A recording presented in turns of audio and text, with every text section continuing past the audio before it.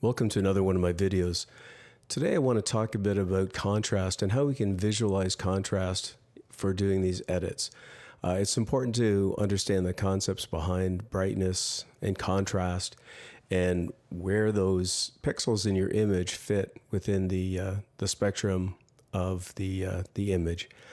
So I have this photograph here taken in Northern Ireland near Dunluce Castle, looking towards Portrush. So if you're familiar with Northern Ireland, you'll know exactly what I'm talking about. So we're going to use this particular tutorial on contrast and brightness to do an edit on here and then show what that looks like. So the first thing that we're going to do is add a brightness adjustment, and we're going to bring that up until we have a fairly well balanced histogram within the space. And then I'm going to use a levels adjustment to close in the gaps between the left and the right. Now you've seen me do this in different ways in other videos, so this is just another way of accomplishing the same thing. And now we've got all pixels within the image spread out between the darkest and the lightest, so the blacks and the whites and all points in between.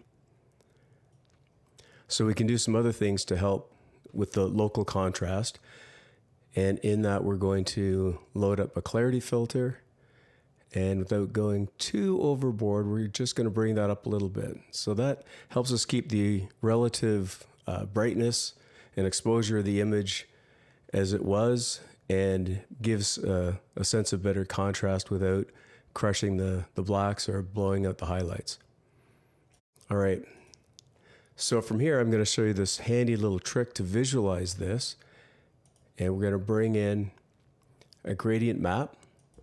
And in the gradient map, we have the shadows mapped to red, the midtones mapped to green, and the highlights mapped to blue.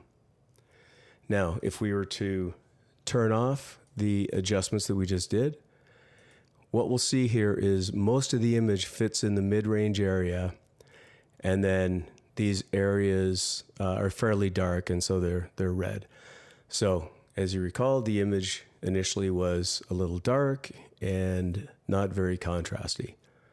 So you can see that in here. Now, as we add the brightness, you'll see more of the mid-ranges come into the dark area, and you'll see more of the highlights come into what we'd expect the highlight areas to be.